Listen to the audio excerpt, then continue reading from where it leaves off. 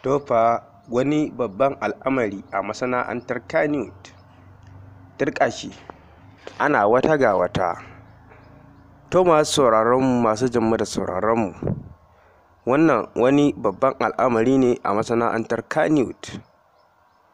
Amma kafin mu tsunduma cikin shirin, zan so don Allah idan yau ne farkon zuwanka ka taɓa alamar subscribing da alamar ƙararrawar sanarwa. Ta haka ne zai baka dama da zarar mun ɗora sababbin ayyukanmu za su zo maka kai tsaye. Sannan ka daure ka yi liking, ka yi share, muna godiya sosai. Ba tare da ɓata lokaci ba, mu shiga cikin shirin.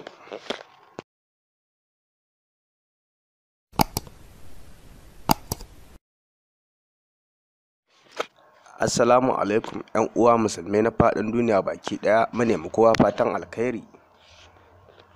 To masu sauraronmu, wannan wani al'amari ne a masana'antar Kannywood.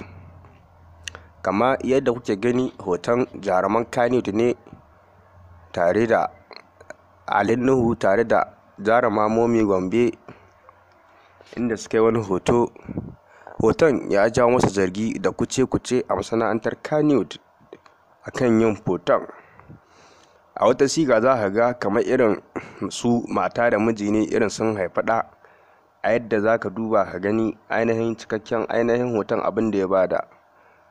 A wata siga kuma za ka ga bai kamata sai ya yi irin waɗannan hotuna ba, domin ya jawo masa zargi sosai a masana'antar Kannywood.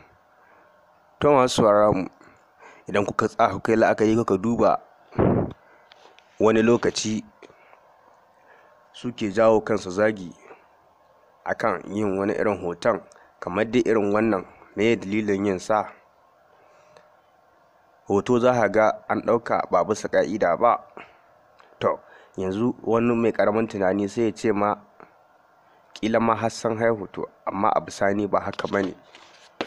Yanzu wani hoton ma idan ka tirke wani daga ciki, ya akai, me yasa aka yi wannan hoton, za ka ga kawo ma ai ƙwallo ba allo ya mutu wa ya dawo. To masu sauraronmu, mu dai abin da za mu ce sai dai mu ce Allah ya kyauta, Allah ya kiyaye kuma.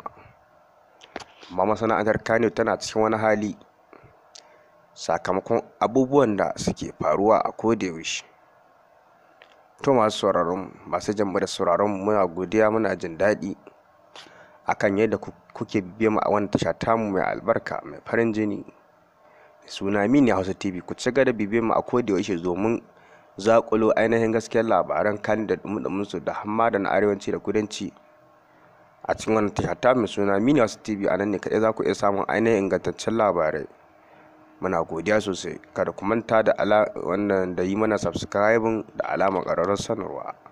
Ta haka ne zai baka damar da zarar mun ɗora sababbin shirye-shirye za su zo mu kai tsaye.